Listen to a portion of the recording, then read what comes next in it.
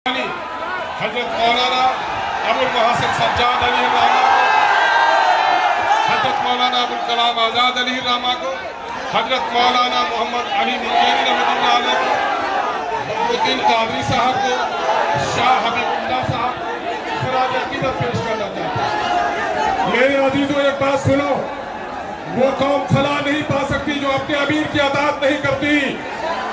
यहाँ पर ये भीड़ नहीं है, ये जमात है, और जमात अमीर की अताअत का नाम है। जिसने अमीर की अताअत नहीं की वो जमात की भीड़ का तो हिस्सा बन सकता है, जमात के फायदे से वो कभी फायदा नहीं उठा सकता जमात की बरकतों से। इसलिए अमन कायम रखे। इस वक्त एक बड़ी मुसीबत आई है मुसलमानों ने हिंद पर कि मुसलमानों के जानो माल, इज्जत और आबरू पर हर तरफ डाके डाले जा रहे हैं।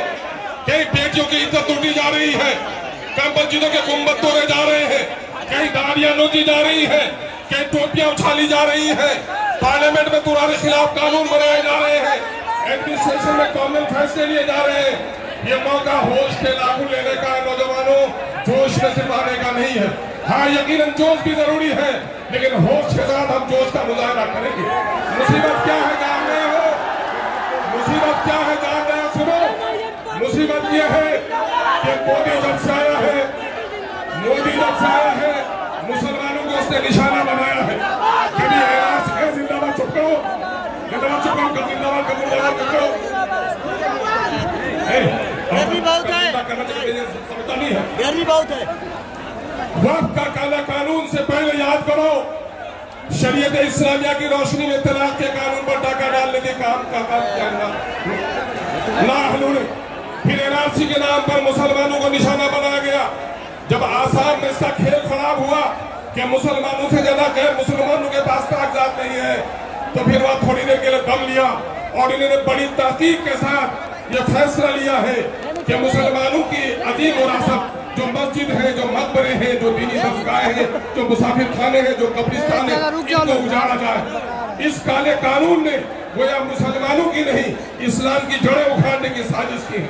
हम आजाद करने के लिए आए हैं, इस मुल्क की सरहद को बचाने के लिए एक नहीं करोड़ों अस्तगफिरुल्लाह हाजिर है। हम गर्दन कटाने को तैयार हैं। हम ये भी याद लेते हैं कि इस मुल्क के आईन को भी अगर किसी ने तोड़ने की कोशिश की, ऐसे जालिमों का पंजा ही नहीं मोड़ोगे, बल्कि अपनी गर्दन कटाने के लिए तैयार हैं। ये भी याद लेते हैं कि मछली पानी के बगैर जिंदा रह सकती है, लेकिन मुसलमान शरीयत इस्लामिया के बगैर जिंदा नहीं है। हमारी मस्जिदों को, हमारी औकाफ की जायदाद पर अगर किसी ने डाका डालने की कोशिश की तो हम अपनी गर्दनों को कटा सकते हैं, लेकिन खुदा के घरों को उजड़ने नहीं देंगे। मैं मुबारकबाद देता हूँ तुम्हारी पेशानियों की रमक को देखकर, तुम्हारी आंखों की चमक को देखकर। घर के धूप की तमाजत भी बहुत है, लेकिन तुम्हारे चेहरे में जो गम और गुस्सा है, इस बात की अलामत है कि हम और आप अपने अमीर शरीयत के हुक्म पर सिर्फ जमा ही नहीं हुए हैं, बल्कि जिस मकसद के लिए जमा हुए हैं। अगर हमारे अमीर ने हुक्म दिया कि हमें गर्दन कटाना भी वाजिब है, तो हम गर्दन कटाने के लिए